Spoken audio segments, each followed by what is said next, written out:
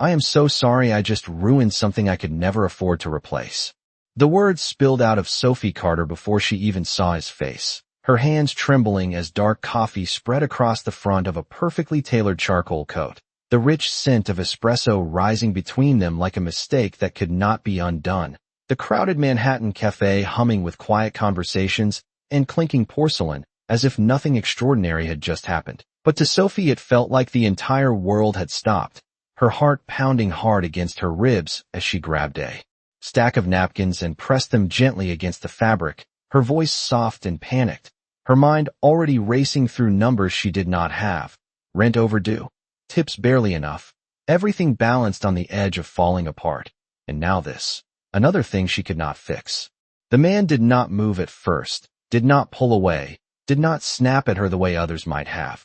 Instead, he simply looked down at her, studying her in a way that made her suddenly aware of every detail.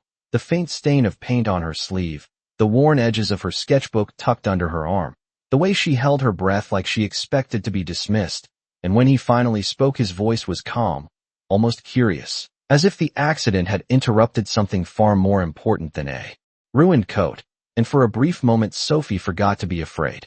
Before continuing, comment where in the world you are watching from, and make sure to subscribe because tomorrow's story is one you cannot miss.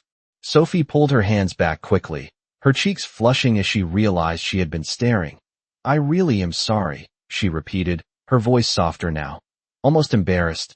I did not see you standing there. And he gave a small smile that did not quite reach his eyes, a smile that felt out of place in a moment like this. It is just coffee, he said, as if that settled everything. But it did not settle anything for Sophie, because nothing in her life was ever just anything. Every dollar mattered, every mistake echoed, and yet there was something about the way he stood there, unbothered, steady, like the chaos around him could not touch him, that made her hesitate before rushing away like she normally would. And instead she lingered just 1 second longer, long enough to notice the subtle details she almost missed, the watch that probably cost more than her yearly rent, the quiet confidence in his posture, the way people unconsciously gave him space without knowing why, and something in her chest tightened, not from fear this time, but from a strange curiosity she could not explain.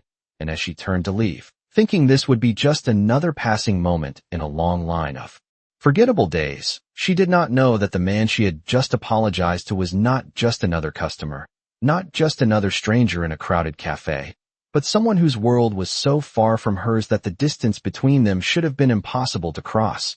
And yet somehow, with one clumsy mistake and a simple apology, she had already stepped into it. The bell above the cafe door chimed softly as Sophie stepped outside into the late afternoon chill, the city air brushing against her flushed cheeks, as if trying to calm the storm still racing through her chest. But it did not work, because something about that moment inside lingered longer than it should have, longer than any brief interaction with a stranger ever had.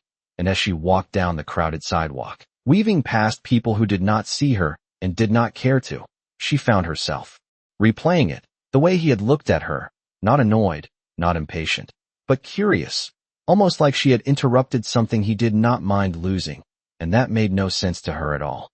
Sophie shook her head slightly as if she could physically push the thought away, adjusting the strap of her worn bag on her shoulder, her sketchbook pressing against her side like a quiet reminder of who she really was beneath the stress and exhaustion. A girl who once believed she would spend her days creating something beautiful instead of counting tips and dodging late notices. And yet even that small comfort felt fragile now, stretched thin like everything else in her life.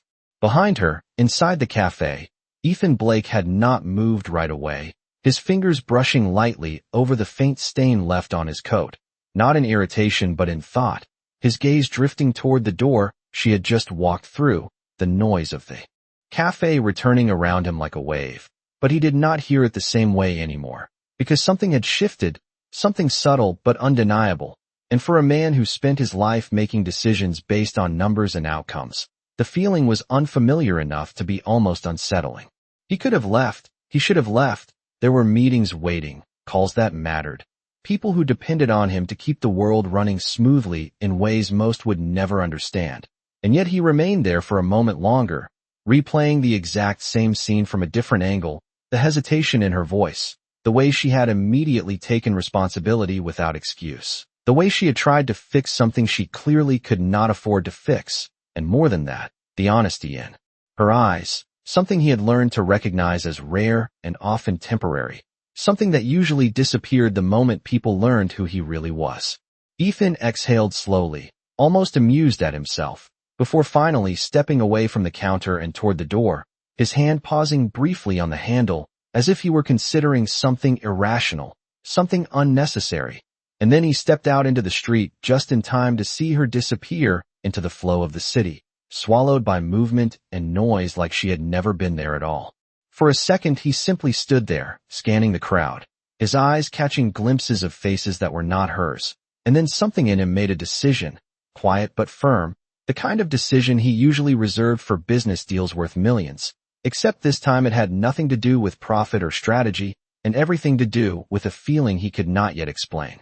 Sophie had just turned the corner, her pace quickening as she checked the time on her phone, calculating how late she was going to be for her next shift, her mind already shifting back into survival mode, when she felt it, not a sound, not a touch, but the strange awareness of being watched, and she slowed just slightly, glancing over her shoulder without fully stopping, her eyes scanning the sidewalk until for a brief second they met his again across the distance, and something passed between them that neither of them could name, something that felt too intentional to be coincidence and too fragile to be real. And then the moment broke as a taxi passed between them, the bright yellow blur cutting through the space like a line drawn between two separate worlds. And when it was gone she was already turning away, already telling herself it meant nothing, already stepping forward into the life she knew, unaware that behind her, Ethan was already moving, already choosing not to let that moment disappear like all the others before it. By the time Sophie reached her second job that evening, the sky above Manhattan had already faded into a deep blue, the kind that made the city lights feel brighter and her exhaustion heavier, her steps slowing as she pushed open the narrow glass door of the small diner tucked between two older buildings, the familiar smell of grease and coffee wrapping around her like a routine she could not escape. And for a moment, she just stood there, gathering herself before stepping fully inside, because once she did, there would be no space left to think about anything else, no room for strange encounters or unfamiliar feelings, only orders, plates, and the constant pressure to keep moving. "You are late again, Sophie." The manager's voice cut through the air before she even made it behind the counter, sharp and impatient, and she forced a quick apology, tying her apron as she moved, her fingers slightly unsteady from the long day. "I am sorry. The subway was delayed," she said, even though it was only half true, because explaining that she had stood on the sidewalk longer than she should have, caught in a moment she could not explain, would only make things worse, and the manager shook his head with a sigh that carried more warning than frustration. "We cannot keep covering for you like this, you understand that, right?" And Sophie nodded quickly, because she did understand, more than he knew, because this job was not just a job, it was the thin line between keeping a roof over her head and losing everything. The hours passed in a blur of motion, plates clattering, orders shouted, customers coming and going without ever really seeing her, and Sophie moved through it all on instinct, her body working even when her mind drifted somewhere else, back to the cafe, back to the man she had spilled coffee on, back to the way he had looked at her like she mattered in that moment. And every time the thought surfaced she pushed it down, harder this time, because thinking like that was dangerous. It opened doors she could not afford to walk through. Near midnight, when the diner finally quieted and the last customer left, Sophie wiped down the counter slowly, her movements more tired than precise, her shoulders aching as the weight of the day settled in fully, and when she finally stepped outside again the air felt colder, sharper, like a reminder that the city did not slow down just because she needed it to, and she pulled her jacket tighter around herself as she walked the few blocks to her apartment building, the flickering hallway, light greeting her the same way it always did, unreliable and indifferent.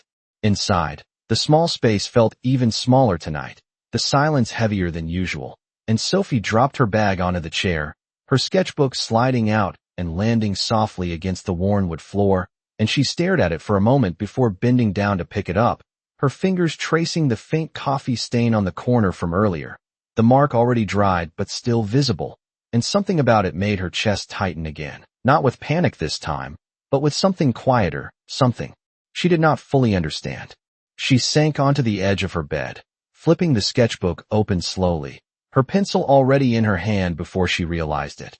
And without thinking too much, she began to draw, the lines forming naturally, almost instinctively, until a face emerged on the page, sharp, composed, unmistakable, and she froze for a second when she recognized it, her own breath catching slightly as she stared at what she had created, because she had not meant to draw him, had not meant to let him follow her into this space, into this part of her life that she kept guarded, and yet there he was, captured in graphite and shadow, looking just as calm and unreadable as he had in real life. Sophie let out a small breath, almost a laugh, but not quite, shaking her head as if she could undo it. "This is ridiculous," she murmured to herself, closing the sketchbook halfway before opening it again, unable to fully look away, and for a moment she allowed herself to imagine something she knew was not real, that maybe that moment had meant something, that maybe he would remember her the way she somehow could not forget him. But just as quickly as the thought came, she pushed it aside, because reality always came back, and reality did not include men like him walking into her life for any reason other than chance. And chance did not change anything, not really, not in a city like this, not for someone like her. And yet as she turned off the light and lay back against the thin pillow, staring up at the ceiling, the image of him remained, clear and steady in her mind, refusing to fade the way it should have, as if somewhere, without her knowing, the same thought was refusing to fade for him too. The next morning arrived too quickly, the pale light of early day slipping through the thin curtains of Sophie's apartment as the city outside began to wake, and she lay still for a moment, staring at the ceiling as if she could hold on to the quiet just a little longer before reality rushed back in. But it always did, and within minutes she was already moving, pulling on the same worn clothes, grabbing her bag, her sketchbook carefully tucked inside, as if it were the only fragile thing she had left that had not yet been broken by routine. The cafe was already busy when she arrived, the line stretching toward the door, the air thick with the scent of roasted beans and hurried conversations, and Sophie slipped behind the counter, tying her apron with practiced speed, her mind focused on keeping up, not falling behind, not giving anyone a reason to notice her in the wrong way, because being invisible was easier, safer, and it kept her from expecting anything more than what she already knew life would give her. For the first hour, nothing felt different, just another shift, just another morning blending into the next, until the bell above the door chimed again, soft but distinct, and something in her chest tightened before she even looked up, as if some part of her had already recognized the shift in the air, and when she finally did glance toward the entrance, her breath caught for just a second. He stood there like he had the day before, composed, steady, completely out of place and yet somehow fitting perfectly into the space, his eyes scanning the room before settling on her. And this time there was no mistaking it, no confusion about whether he had noticed her or not, because he had, and he was walking toward her with the same quiet confidence that made people move without realizing why.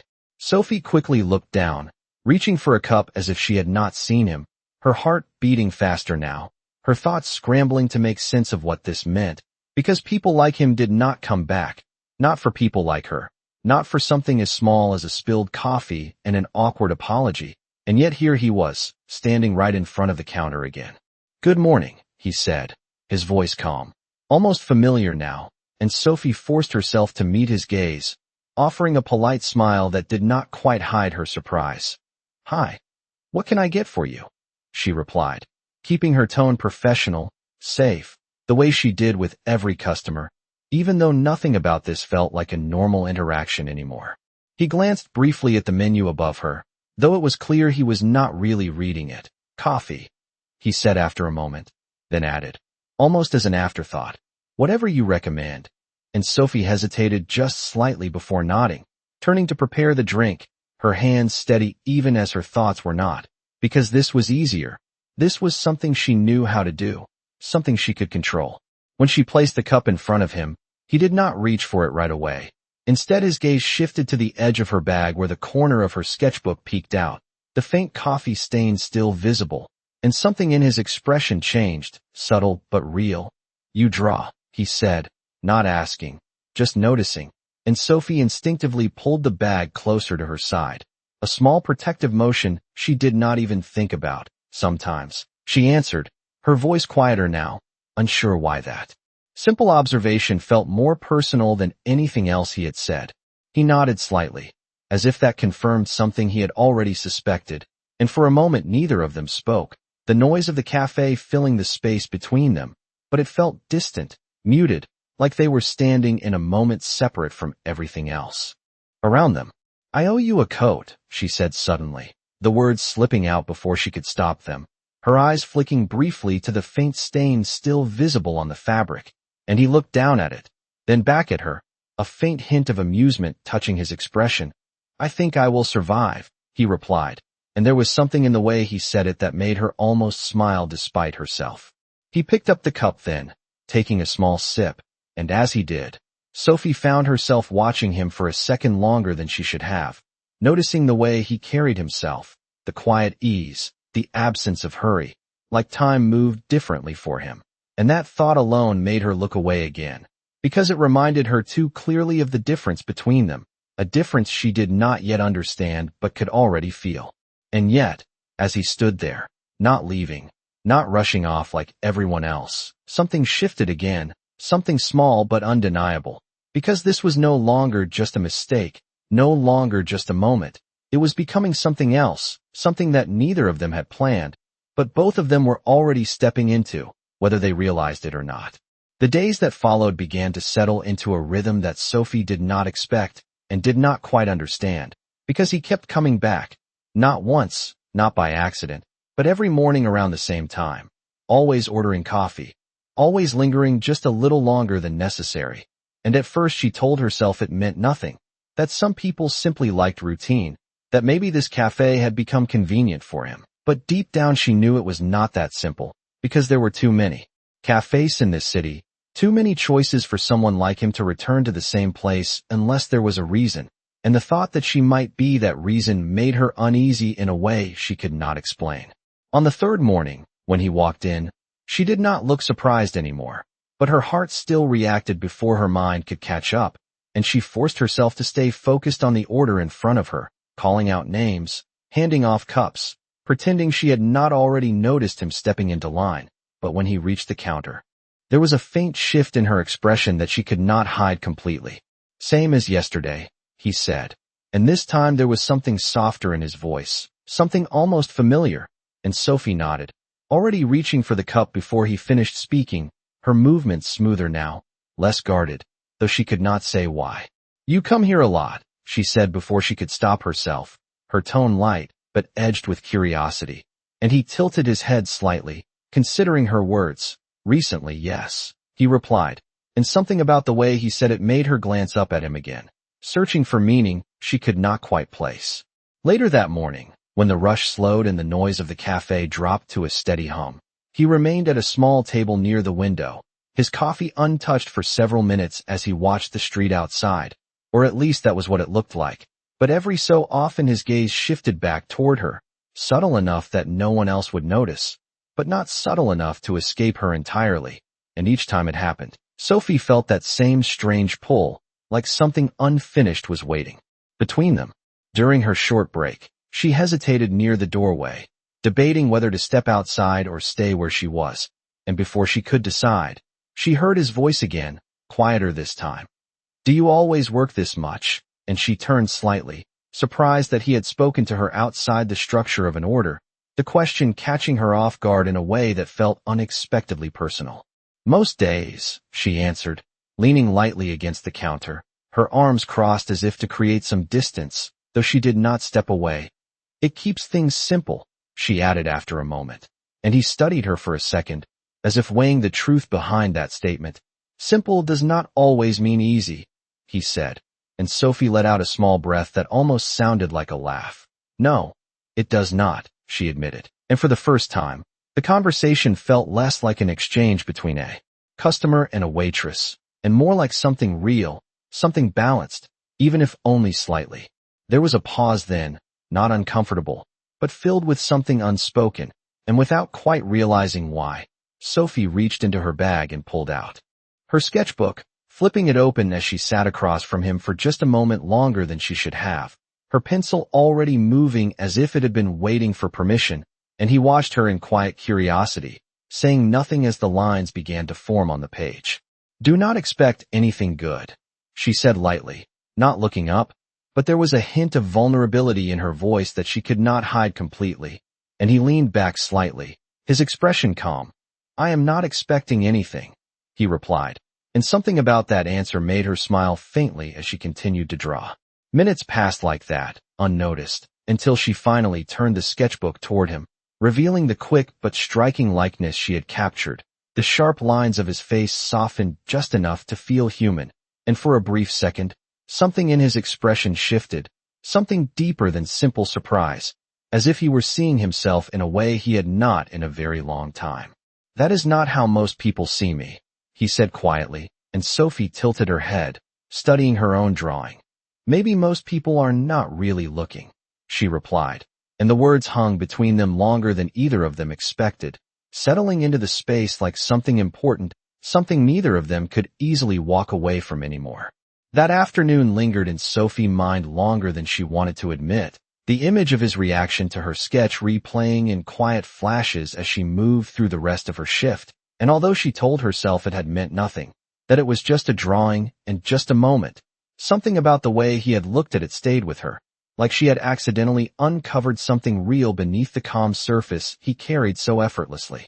The next morning came with the same routine, the same rush of customers, the same controlled chaos that usually kept her grounded, but this time there was an undercurrent she could not ignore, a quiet anticipation she tried to dismiss, but could not completely silence. And when the bell above the door finally rang, and he stepped inside, she felt it again, that subtle shift, that awareness that something about her day had just changed. "Good morning," he said, his voice steady as always, but there was something lighter in it. Now, something that had not been there before, and Sophie gave a small nod as she reached for a cup. "Same order," she replied, almost before he could speak, and for a brief second their eyes met in a way that felt less accidental than before, less like strangers crossing paths, and more like two people beginning to recognize something familiar in each other. As she handed him his coffee, her fingers brushed his for just a fraction of a second, and she pulled back quickly, more aware of the contact than she expected to be, her heart reacting in a way that felt out of proportion to something so small, and she turned away almost immediately, focusing on the next order, telling herself to stay grounded, to stay practical, to not let this turn into something it was not.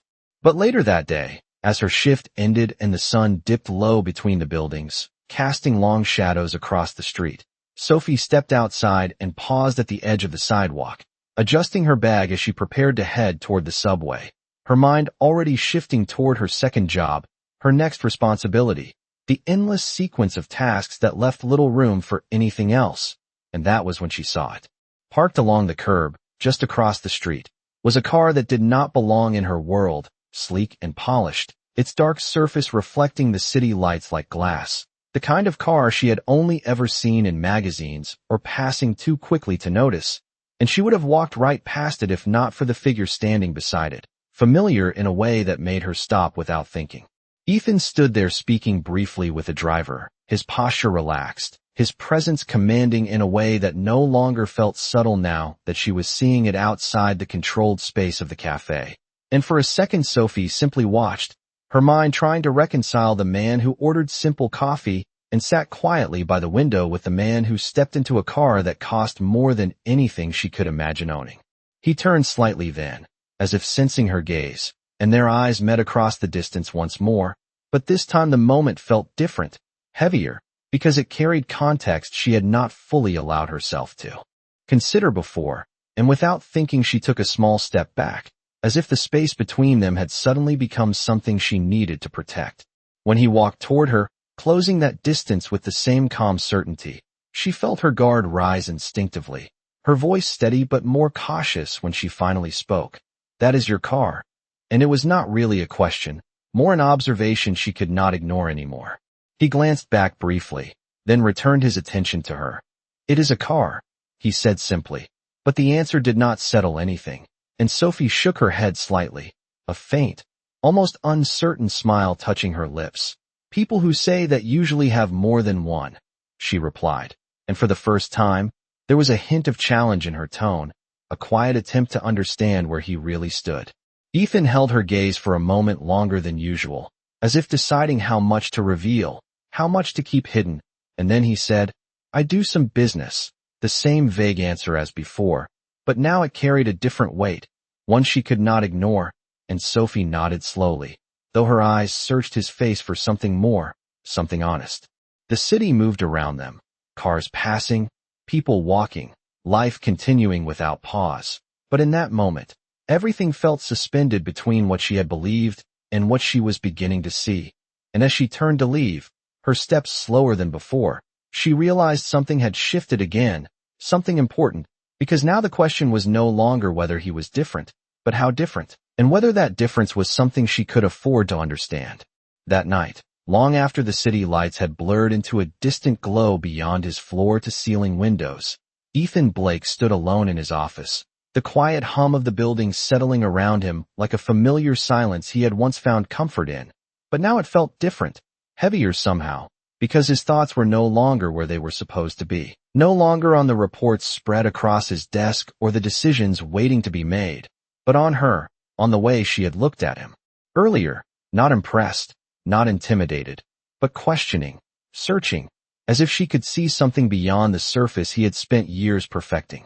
He loosened his tie slightly, something he rarely did before the end of a long day, and walked toward the glass, his reflection staring back at him, sharp, composed, exactly as the world expected him to be. And yet there was something missing in that reflection, something he had not noticed until recently, until a girl with paint on her sleeve and a worn sketchbook had looked at him like he was more than a title or a number. Behind him, the soft knock on the door came as expected, and without turning he said, "Come in," his voice returning to its usual controlled tone, and Claire stepped inside, her posture professional, her tablet already in hand.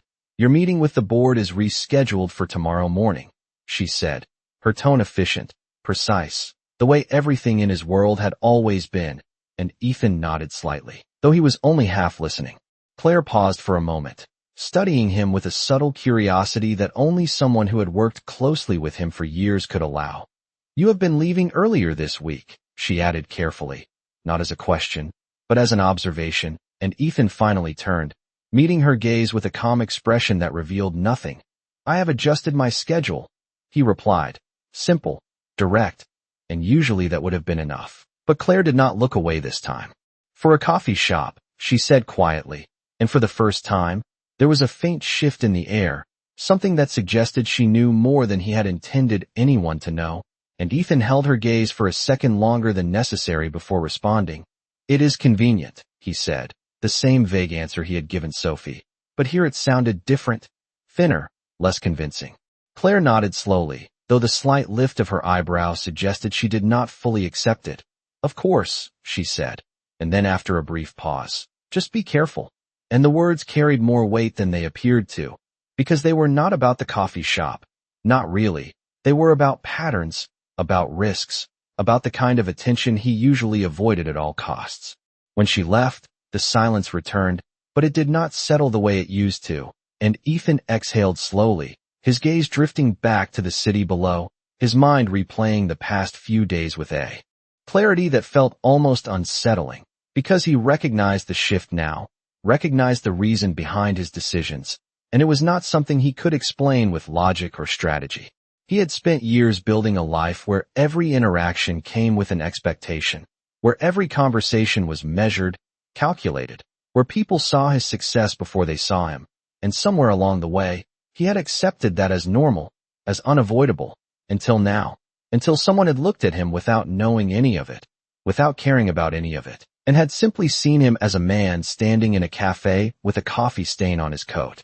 He moved back to his desk, his hand resting briefly on the edge as he considered the simplest truth he had been avoiding, that he had not told her who he was, not because he wanted to deceive her, but because he wanted something he had not had in a very long time, a moment, A connection that was not influenced by wealth or power or expectation, something real, even if it was fragile, even if it could not last.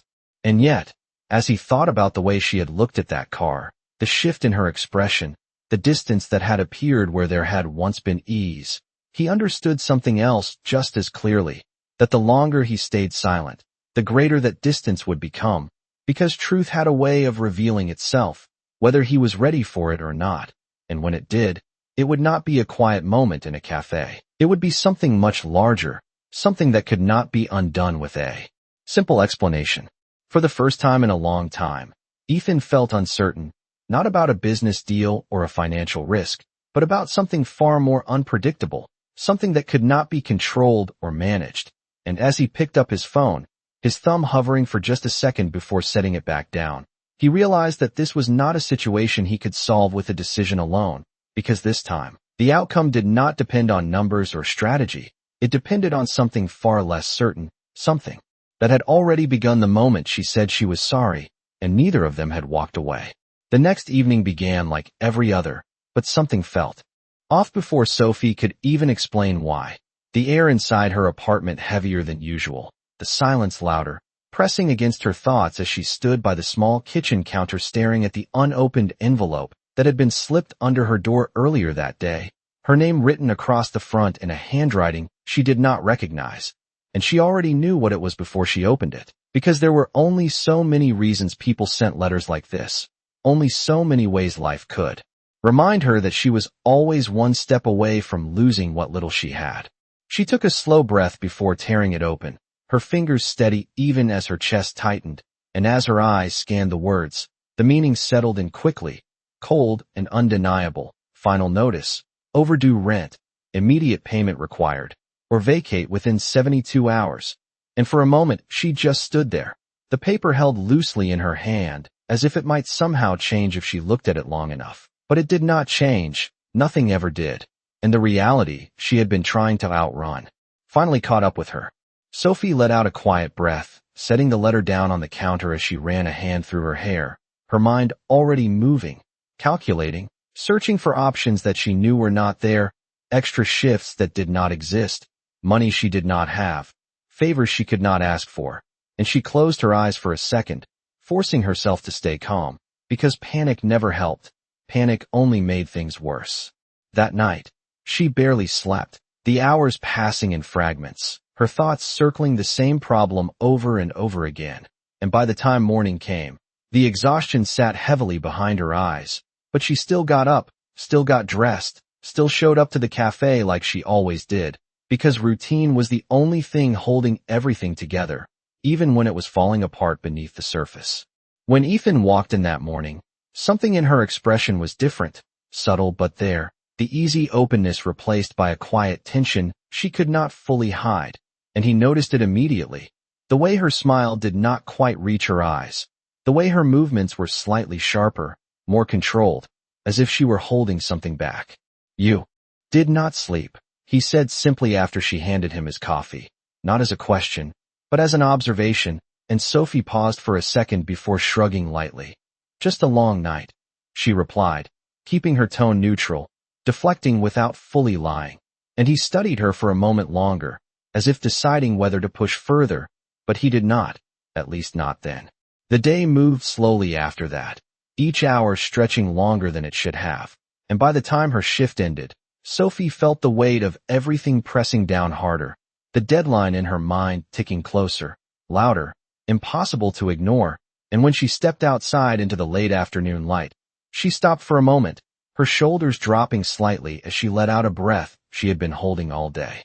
"Sophie," his voice came from behind her, and she turned, surprised to see him there again, standing just a few steps away, his expression calm but more focused than usual.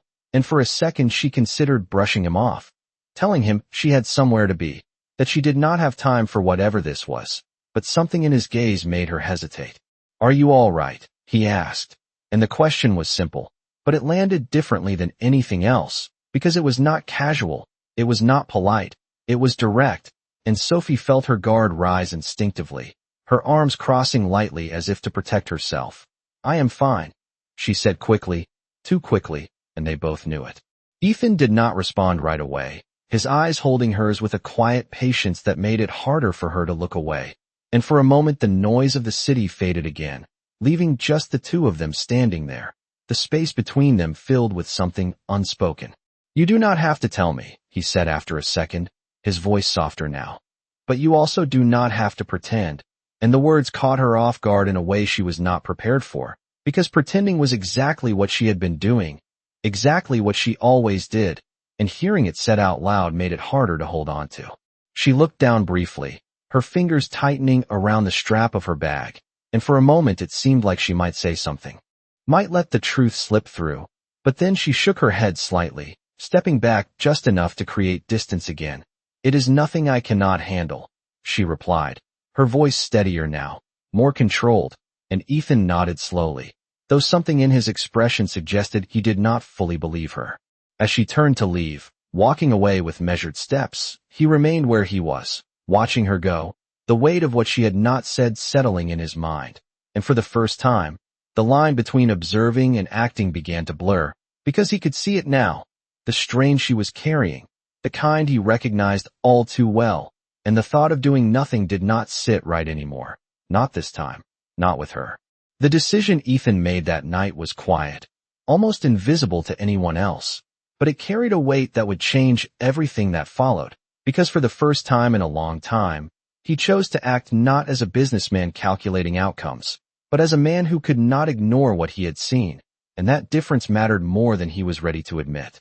The next morning, Sophie woke to the same dim light filtering through her curtains, her body heavy with exhaustion and her mind already racing with the reality she could not escape. 72 hours had become less than 48, and the clock was no longer something she could pretend not to hear.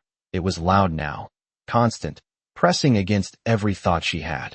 She moved through her routine on instinct, pulling on her clothes, grabbing her bag, her sketchbook still tucked inside as if it were the only part of her life untouched by everything else. And when she stepped outside, the city felt colder than usual, sharper, like it was reminding her that it would not slow down for anyone, especially not for her. At the cafe, the morning rush came and went like it always did, but Sophie moved through it differently now, quieter, more focused, her energy directed toward getting through the day rather than noticing anything beyond it.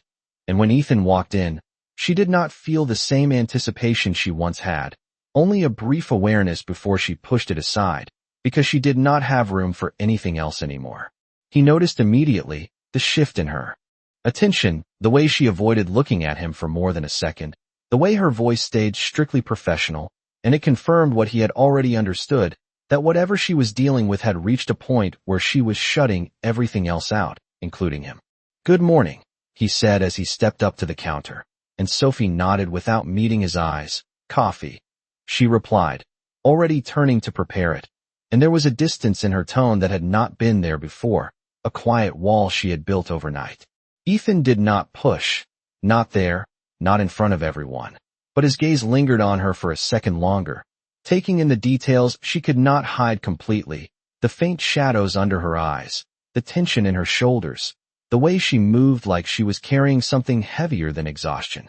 When she handed him the cup, their fingers did not brush this time, and that absence said more than anything else could have.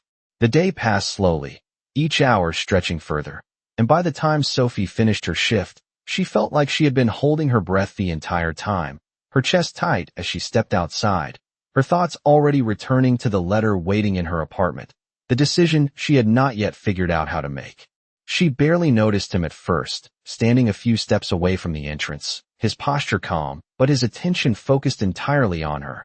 And when she finally looked up, there was a moment where she considered pretending she had not seen him, but she stopped, because something in his expression told her that this was not going to be another casual conversation. "Sophie," he said, his voice steady, and she took a small breath before responding. "I really have to go," she said quickly, the words coming out before he could speak further, and she started to step past him, but he did not move to block her. He simply said, "Your landlord was paid this morning," and the sentence stopped her completely. For a second, she did not turn around, did not react, as if her mind needed time to process what she had just heard, and when she finally did face him, her expression was no longer guarded. It was something sharper, something closer to shock. "What did you just say?" she asked, her voice lower now, controlled but trembling beneath the surface. Ethan held her gaze, not looking away, not softening the truth. "The balance on your apartment was cleared," he said, and the calm in his voice only made the words hit harder, because they were real, because they meant something had changed without her permission. Sophie stared at him for a second longer, the weight of the past few days crashing into that single moment, the fear, the pressure, the helplessness, all of it suddenly colliding with something she had not asked for. And her first reaction was not relief. It was something else entirely. "You had no right," she said, the words sharp now, cutting through the space between them as she took a step back, her hands tightening at her sides. "You do not get to fix my life like it is some kind of problem you can solve."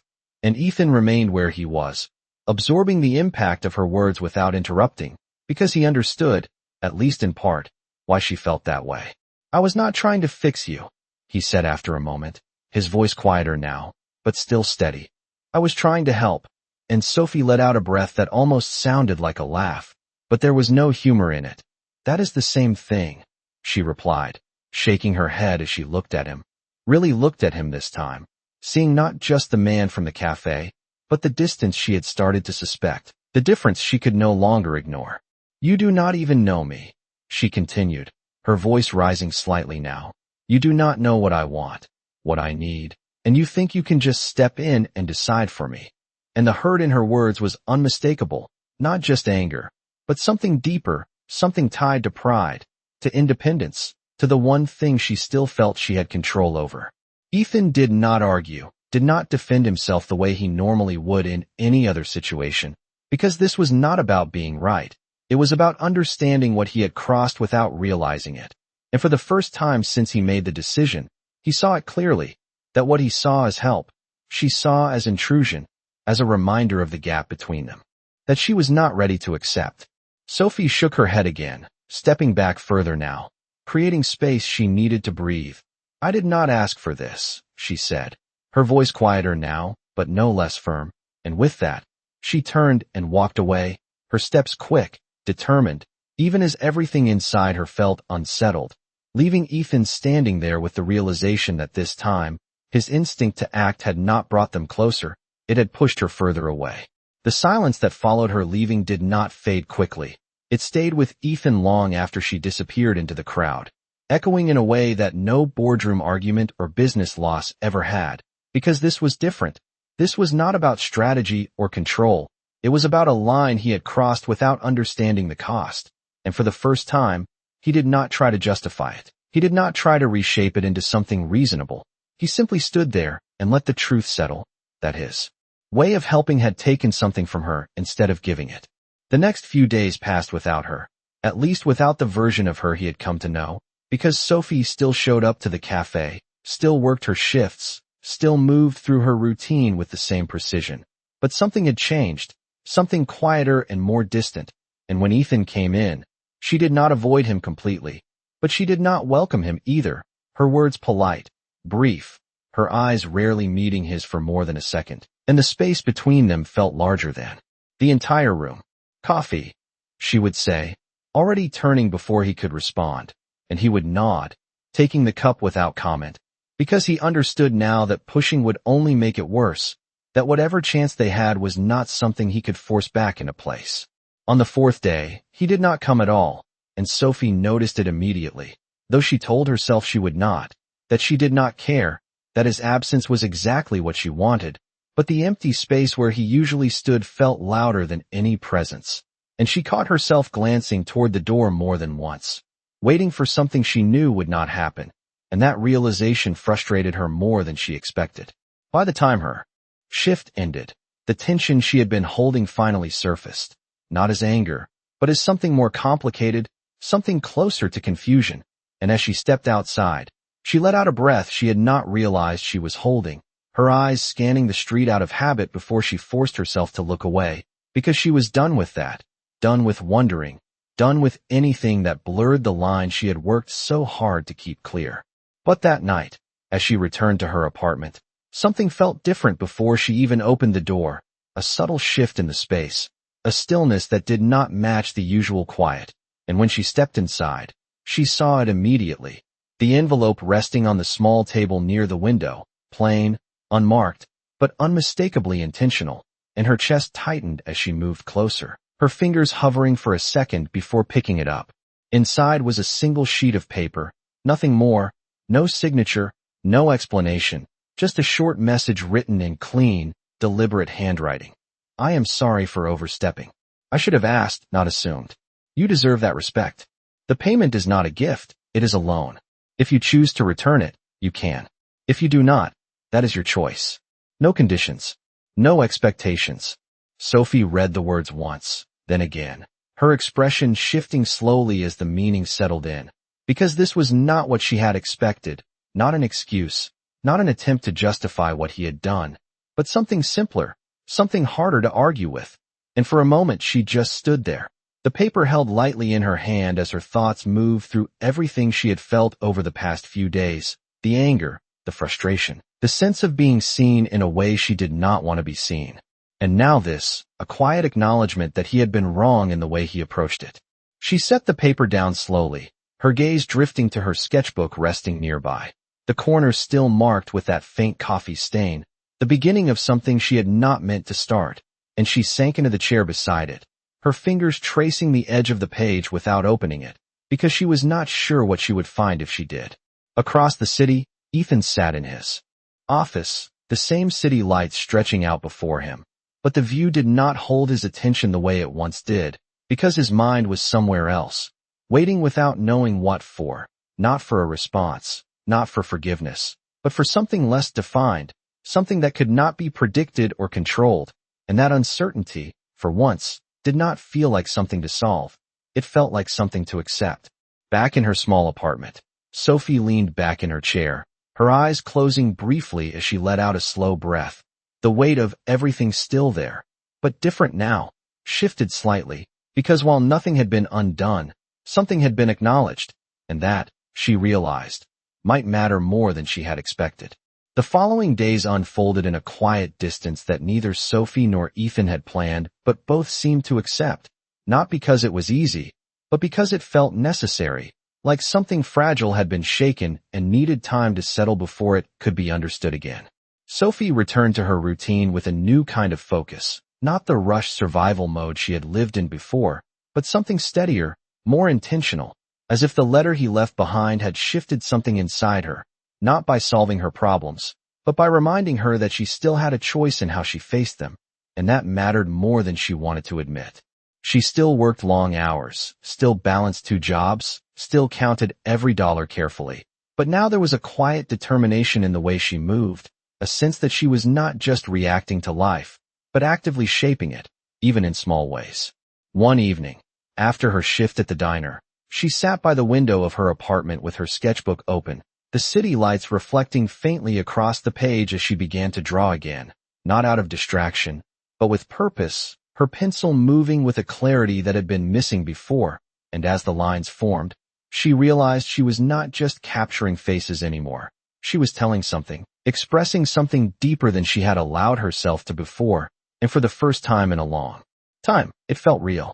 Across the city, Ethan adjusted in his own way, though his world looked unchanged on the surface, meetings, decisions, expectations, all continuing as they always had. But beneath that structure, something had shifted, not in his position or his responsibilities, but in how he approached them, because for once, he was not trying to control every outcome, not trying to anticipate every reaction. Instead, he was allowing something unfamiliar to exist without forcing it into a defined shape, and that uncertainty stayed with him longer than he expected. He did not return to the cafe immediately, not because he had lost interest, but because he understood that showing up again too soon would not repair what had been strained. It would only complicate it further, and so he waited, something he was not used to doing, something that required a different kind of discipline than any business decision ever had. Back in her apartment, Sophie paused in her drawing, her eyes drifting to the envelope still resting on the table, the words inside it replaying in her mind, not as an obligation, but as a reminder that what had happened between them was not as simple as she had tried to make it, that his actions, while flawed, had not come from arrogance alone, but from something else, something she had not fully allowed herself to acknowledge. The next morning, she woke earlier than usual, the decision already forming before she had fully articulated it, and by the time she stepped outside, the air felt different, lighter in a way that suggested she was no longer avoiding something, but moving toward it, even if she did not yet know exactly what that meant. When she arrived at the cafe, the familiar rhythm greeted her once again, but this time she did not lose herself in it completely. She remained aware, present, and when the bell above the door finally rang, her eyes lifted instinctively, not out of habit, but out of something closer to expectation, and when she saw him step inside again after days of absence, the moment felt both new and familiar at the same time. Ethan paused just inside the entrance, his gaze meeting hers across the room, and for a second neither of them moved, as if both were measuring the distance that had formed and deciding whether it could be crossed again. And then, slowly, he walked toward the counter, not with the same casual ease as before, but with a quiet intention that made the moment feel more real than any of their previous encounters. Sophie took a small breath as he approached, her hands steady as she reached for a cup, but this time she did not look away. She held his gaze just long enough to acknowledge that something had changed, not everything, but enough to matter. "Coffee," she said softly, and he nodded, the faintest hint of a smile returning, not as confidence, but as something more careful, more aware, and as she handed him the cup, their fingers brushed again, not by accident this time, but not fully intentional either, a small moment that carried more meaning than either of them spoke aloud. Neither of them rushed away, neither of them filled the silence with unnecessary words, because for once, it was not about fixing what had happened, it was about allowing something new to take its place, something that would not be defined by a mistake or a misunderstanding, but by what they chose to do next, and for the first time since everything had shifted, that possibility felt real. The invitation did not arrive with fanfare or explanation. It came quietly, almost like everything else that had happened between them. A single envelope placed beside her coffee during a slower hour at the cafe, and Sophie noticed it only after the customer who had ordered the drink had already left, the paper smooth, unmarked except for her name written in the same steady handwriting she now recognized without needing to think twice. And her fingers paused for a moment before she picked it up, because something in her chest already knew this was not casual, this was intentional. Inside was a simple card, heavy stock, clean design, an address in Manhattan she had never seen in person but had heard about in passing, a gallery space known for hosting high-profile exhibitions, and beneath it, a single line, "Tonight, 7 o'clock. No expectations. Just come if you want to see something honest." Sophie read it once, then again, her mind trying to piece together what it meant, why he would invite her there, why he would choose something like this instead of another conversation in the safe space they had begun to rebuild, and for a moment she considered ignoring it, letting it pass the way she had let so many other opportunities pass in her life, but something held her there. Something quieter but stronger than doubt, and she slipped the card into her bag without making a decision, not yet. The rest of her shift moved slowly, her attention drifting more than usual, the thought of that address sitting at the edge of her mind, persistent, and by the time she finished work, the sky had already darkened, the city lights reflecting off the streets in a way that made everything feel sharper, more defined, and she stood outside the cafe for a long moment, her fingers brushing against the edge of the card in her bag, her breath steady but her thoughts anything but. She could go home. She could pretend this meant nothing, that whatever he was trying to show her was not something she needed to see, but that choice felt too easy, too familiar, and she had spent too long choosing the safe path that kept her exactly where she was, and before she could overthink it further, she turned toward the subway, her steps firm, her decision made not by certainty, but by a willingness to see what she had been avoiding. The gallery stood in quiet contrast to the noise of the city outside, its glass doors reflecting the lights like a barrier between two different worlds, and Sophie hesitated for just a second before stepping inside, the warmth and soft lighting immediately surrounding her, the space calm, almost still, as if everything inside had been carefully arranged to slow time itself. At first, she did not see him, her eyes adjusting as she took in the room, the walls lined with large framed pieces, each one illuminated in a way that drew attention without overwhelming. And then she stepped closer to the first piece, her breath catching almost instantly as recognition hit her before she could stop it. It was her work. Not copied, not recreated, but hers, the exact lines, the exact strokes, the imperfections she knew better than anyone else. And for a moment she simply stood there, unable to move, her eyes scanning the piece as if it might disappear if she looked away. And then she noticed the small plaque beneath it, a title she had never given it. The Girl Who Said Sorry. And her chest tightened in a way that felt both overwhelming and grounding at the same time. She moved slowly through the space after that. Each piece another part of her she had never expected anyone else to see. Moments she had drawn in quiet isolation now displayed with a kind of respect she had never allowed herself to believe they deserved. And with each step, the weight of what this meant settled deeper, not as pressure, but as realization. When she finally turned the corner, she saw him standing at the far end of the room, not at the center of attention, not surrounded by people, but slightly apart, watching her with a calm that felt different from before, not guarded, not distant, but open in a way she had not seen yet. And for a second neither of them spoke, because words felt too small for what had just been revealed. "You said people were not really looking," he said quietly as she approached, his voice steady but softer than she had ever heard it. "I wanted to prove that someone was." And Sophie stopped a few feet away, her eyes searching his face, not for answers this time, but for truth. And she found it there, not in grand gestures or explanations, but in the simple fact that he had taken something she had created in private and shown it to the world without changing it, without claiming it, without turning it into something it was not. "Why?" she asked finally, her voice quiet but steady, and he held her gaze without hesitation. "Because it matters," he replied. And for the first time since everything began, Sophie did not feel the need to step back. Because this was not about control, not about fixing anything.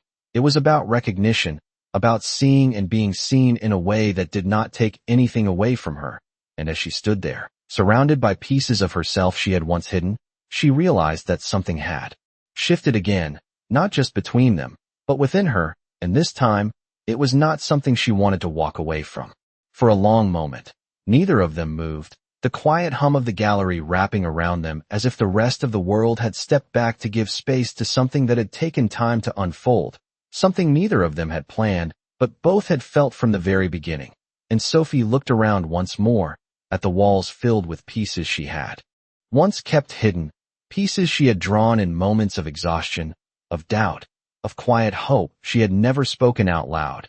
And now they stood there, seen, valued, undeniable, and for the first time, she did not feel small standing beside them. She felt present, like she finally belonged in the same space as her own work. "You did not change anything," she said softly, her voice carrying a quiet realization as she looked back at him, and Ethan shook his head slightly, his expression calm but open in a way that no longer felt guarded. "It was never mine to change," he replied. And the simplicity of that answer settled something inside her that had been uncertain for so long, because it meant he understood, not just her work, but her. Sophie took a small step closer, her fingers lightly brushing the edge of the sketchbook she still carried with her, the same one that had started all of this with a single accidental stain, and she let out a slow breath, the weight of everything that had happened no longer pressing against her, but grounding her instead. "I thought you were trying to fix me," she admitted after a moment, her voice steady but honest, and Ethan met her gaze without hesitation.